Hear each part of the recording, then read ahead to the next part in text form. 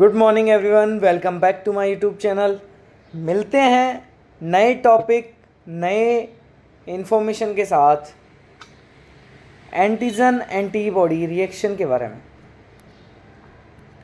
तो सबसे पहले बात करते हैं इंट्रोडक्शन के बारे में। Use in the lab diagnosis and the various type of infection antigen various diseases are to detect the antigen antibody reaction. Antigen antibody reaction is a vitro called serological reaction. इसे बोलते हैं सीरियोलॉजिकल reaction. थोड़ा writing का देख लेना मेरे हिसाब से, क्योंकि बहुत पहले के नोट्स बनाए हुए हैं। तो नोट्स के अंदर बहुत ही ज़्यादा मतलब एक तरीके से ऐसे है कि अगर आप इनको पढ़कर जाओगे तो आपको एग्जाम में बिल्कुल प्रॉब्लम नहीं आएगी और बहुत ईजी नोट्स हैं। डेफिनेशन की मैं बात करूं तो when antigen react antigen antibody complex from the so information of the compare is called off antigen antibody reaction. Antigen antibody antigen antibody complex बनाएगा। अब जैसे हम इसको ऐसे समझते हैं कि एंटीजन के अंदर ये है एंटीजन और इसके अंदर जुड़ी क्या एंटीबॉडी, तो ये क्या बना एंटीजन एंटीबॉडी कॉम्प्लेक्स। क्या बना एंटीजन एंटीबॉडी कॉम्प्लेक्स। समझ रहे आप? ठीक है। अब बात करते हैं हम इसके फीचर की। तो हाईली स्पेसिफिक होता है। This reaction is firm but reversible होती है। ठीक है। No denaturation occur of the antigen antibody either. Entire molecule not react the fragment से एंटायर मॉलिक्यूल रिएक्ट नहीं करेंगे। नोट क्या है, जैसे पैराटॉप होती है part of antibody reaction and join with the antigen. Paratope जो है the part of antibody join the antigen. Epitope जो होता है the part of antigen react with the antibody. और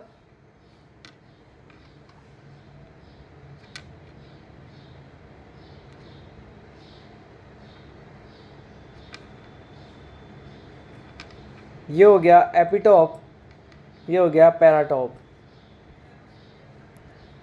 H2L2 के फॉर्म में होती है। आप भी जानते होंगे, 12th क्लास से पढ़ते आ रहे हो। इंट्रैक्शन की मैं बात करूं तो wander wall force, hydrophobic interaction, hydrogen bond और इलेक्ट्रोलाइटिक इंट्रैक्शन। माइक्रोबायोलॉजी के अंदर एक क्वेश्चन बन गया ऑब्जेक्टिव से। How many forces are bind with the antigen antibody? कितने फोर्सेस हैं? Van der Waal, hydrophobic, hydrogen bond, electrostatic interaction. 4 forces हो गए। तो क्वेश्चन में ऑप्शन में आएगा 1, ऑप्शन 2 में आएगा 3, सेकंड में आएगा 4th। Answer is correct of 4th। All above forces are responsible for attachment or of antigen with antibody. अब बात करते हैं हम role of antigen antibody reaction की। तो रोल के अंदर क्या क्या बात करें हम, इम्यूनिटी डेवलपमेंट का काम करती है। लैब डायग्नोसिस के रूप में हम इसको यूज़ लेते हैं। और various type of infection agent diagnosis के काम आता है। आइडेंटिफिकेशन ऑफ एंटीजन के, आइडेंटिफिकेशन ऑफ पैथोजन के, और due to the hypersensitivity of antigen antibody के लिए। अब मैं बात करूं टेस्ट के टाइप्स के बारे में, तो इसकी टाइप्स की अगर मैं बात की जाए कि टाइप्स के अंदर क्या क्या चीज़ें आएंगी जिससे हम इसके बारे में बता सकें, तो precipitation solution antigen, agglutination reaction particular antigen, और कॉम्प्लीमेंट फिक्सेशन टेस्ट है, एलाइजा है, न्यूट्रलाइजेशन है। सबसे मैं बात करता हूँ पार्टिसिपेशन के अंदर soluble antigen react with the specific antibody in presence of the electrolyte NaCl for optimum temperature and pH। मतलब जो soluble एंटीजन था उसने रिएक्ट किया अब इसके बाद स्पेसिफिक एंटीबॉडी से, जो क्या करता है, प्रेजेंस ऑफ NaCl जो इलेक्ट्रोलाइट है, pH है और ऑप्टिमम टेम्परेचर के बेसिस पे। ठीक है, अब ये क्या करता है, एंटीजन एंटीबॉडी कॉम्प्लेक्स बनाता है, उसके बाद एन इनसॉल्युबल पार्टिसिपेशन होता है। उसके बाद क्या होगा कि when generally settle down in the cold participation, if insoluble participation not settle down cold fluorescent instead flute over, जिसकी वजह से क्या होगा, अब solution of antigen specific antibody electrolyte NaCl optimum temperature and pH की प्रेजेंस में antigen antibody complex बनाएंगे। Participation in insoluble, तो दो तरीके की कंपनीज होंगी। फर्स्ट से पहले फ्लोट ओवर होगा जिसे फ्लूकोसेंट बोलते हैं, फ्लूकोलेशन, और सेटल जो हो जाएगा उसको बोलते हैं प्रेसिपिटेशन। ठीक है, अब जीरो फिनोमिना की बात, जोन फिनोमिना की मैं बात करूं तो ऑटोक्लेव की बात करते हैं। यहाँ एंटीजन एंटीबॉडी रिएक्शन होगी। ऑटोक्लेव की बात करें तो टेम्परेचर अबव 100 डिग्री सेंटीग्रेड होता है, स्टेरिलाइजेशन कंडीशन है, temperature 121 degree Celsius, pressure 15 pascal and 15 से 20 मिनट इसका होल्डिंग टाइम होता है। Autoclave is most important heat method of sterilisation. Sterilisation का सबसे मोस्ट इंपॉर्टेंट और इफेक्टिव मेथड जो होता है वो क्या होता है, ऑटोक्लेव होता है। प्रिंसिपल क्या है, स्टीम अबव 100 डिग्री सेंटीग्रेड और saturated steam has killed better killer than dry heat. Bacteria are more susceptible to moisture heat as a bacteria protein coagulate rapidly. ठीक है, अब saturational steam can be penetrate the porous material easily, porous material को easily saturated कर देगी। Saturated steam जो होगी वो penetrate करेगी पोरस मटेरियल को। Steam heat when contact into the cooler surface when contribute the condense water liberate latent heat. अब मैं बात करूँ इसमें तो 600 ml of steam as 100 degree Celsius ATM pressure condense करेगा into the 1 ml of water liberate into 5 to 8 calorie heat को। अब compartment of autoclave की अगर मैं बात करूं तो ऑटोक्लेव बॉडी क्या होती है, article put have and air safety valve होता है जो रिमूव करता है एक्सेसिव स्टीम को। प्रेशर गॉज होता है जो सेट करता है प्रेशर पॉइंट को, पैरामीटर को। यूजेज की अगर मैं बात करूं तो सबसे पहले तो हमने पढ़ाई था कि स्टेरिलाइजेशन के लिए इफेक्टिव मेथड होता है, कल्चर मीडिया में आता है, गाउन रबर मटेरियल के अंदर ये यूज आता है, ग्लव्स गाउन में आता है। For glass syringes is better sterilisation method of the heat air oven. Heat air oven आप पढ़ोगे माइक्रोबायोलॉजी के अंदर। It is a particularly use for material can not withstand highly temperature for air oven. अब मैं बात करता हूँ इसके precautions of the autoclave, not for waterproof material, ये वाटर प्रूफ मटेरियल के लिए यूजेबल नहीं है। This air must be allowed to accept from the chamber and material should be place in the such manner which pressure free circulation of steam, ensure free circulation of steam. Sterilization control, autoclave treads, thermocouples है और बाउनर्जीज tube हैं, ब्रोनीड्स tube है, bacillus स्टर्नोज है, थर्मोसेफिलस है, थर्मोसिफेलस। Types of autoclave की अगर बात की जाए तो सिंपल आयरन जैकेटेड होता है, लो प्रेशर लो टेम्परेचर होता है, हाईली प्रेशर हाईली वैक्यूम होता है, 90% एयर एक्सपेल करता है बाय द एयर के। अब मैं बात करूँ रेडिएशन केमिकल मेथड की तो डिसइंफेक्टेंट की अगर मैं बात करूँ तो based on the microbial activity disinfectant की अगर मैं बात करूँ तो low level of the dissolve है, मॉडरेट लेवल पर होता है, हाई लेवल पर होता है और केमिकल स्टेरिलाइजेशन होता है। ये डिसइंफेक्टेंट है। डायरेक्ट एग्लूटिनोजन की अगर मैं बात करूं, जो हमने यहाँ देखा था, डायरेक्ट एग्लूटिनोजन क्या होता है, antigen will be bind the antibody to form agglutinogen. जैसे स्लाइड टेस्ट है, स्टडी प्रेजेंस द जो सर्वाइवल डाइल्यूशन होता है उसका, सीरियल डाइल्यूशन है उसका, और प्रेप स्लाइड बनाते हैं जो इनएक्टिव सीरम है जिसमें 0.05 ml एडेड इनटू द, इसकी वजह से क्या होगा, 1 ड्रॉप, ये क्या, presence of the clumping thread test, जिसमें 1 ड्रॉप कॉर्डिलोपिन होता है, VDRL एंटीजन होता है, कार्डियोलिपिन VDRL एंटीजन होता है, उसको मिलाएंगे 1 ड्रॉप, स्लाइड रोटेट करेंगे 180 revolution per minute at 4 time, slide examine under the microscope, tube test है, क्वांटिटेटिव एंड क्वालिटेटिव टेस्ट होता है, also called as a serum agglutinogen. Indirect agglutinogen जो होता है वो सॉल्युबल एंटीजन जो होता है रिएक्ट करता है किससे, पर्टिकुलर एंटीबॉडी से, कैरियर से, उसके बाद क्या होगा, पार्टिसिपेट कैरियर प्रेजेंट होगी, एंटीबॉडी एग्लूटिनोजन होगा, particular carrier RBC, gelatin, latex और charcoal, use of determine the factor an anti tubercular antibody. अब इसमें कोम टेस्ट आता है। कोम टेस्ट क्या होता है, use test to detect the antibody who agree the surface of RBC। अच्छा, कि the presence of antibodies indicate करती हैं एक condition known as a haemolytic anaemia को। एंटीजन एंटी ग्लोबुलिन टेस्ट बोलते हैं इसको, ठीक है, क्या बोलते हैं, एंटी ग्लोबुलिन टेस्ट बोलते हैं इसको।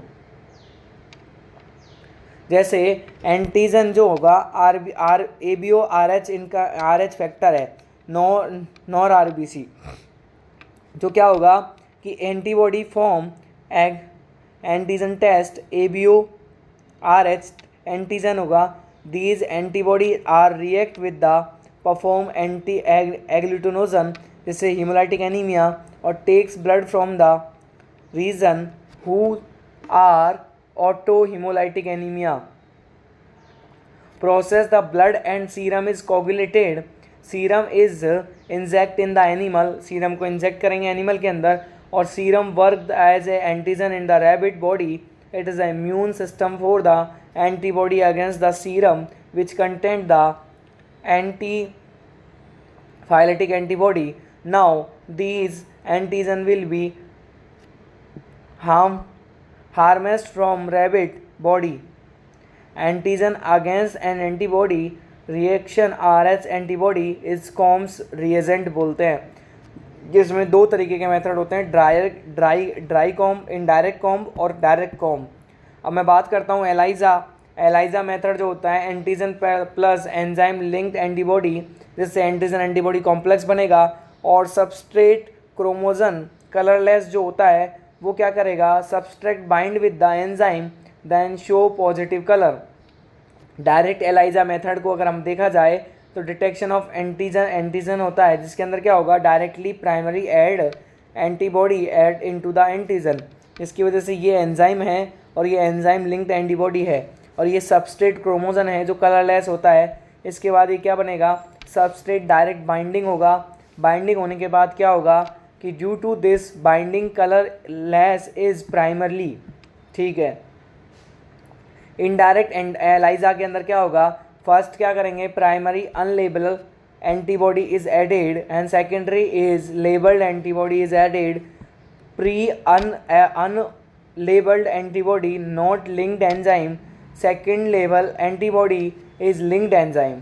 जैसे प्री अनलेबल्ड एंटीबॉडी होगा, फिर सेकेंडरी लेवल एंटीबॉडी होगा, यहाँ पर ये मिले, सबस्ट्रेट क्रोमोजोम मिलाया, कलरलेस होता है, वो क्या करता है, substrate is binding with the second labelled antibody से, due to this things binding of second level antibody with substrate colour is produced.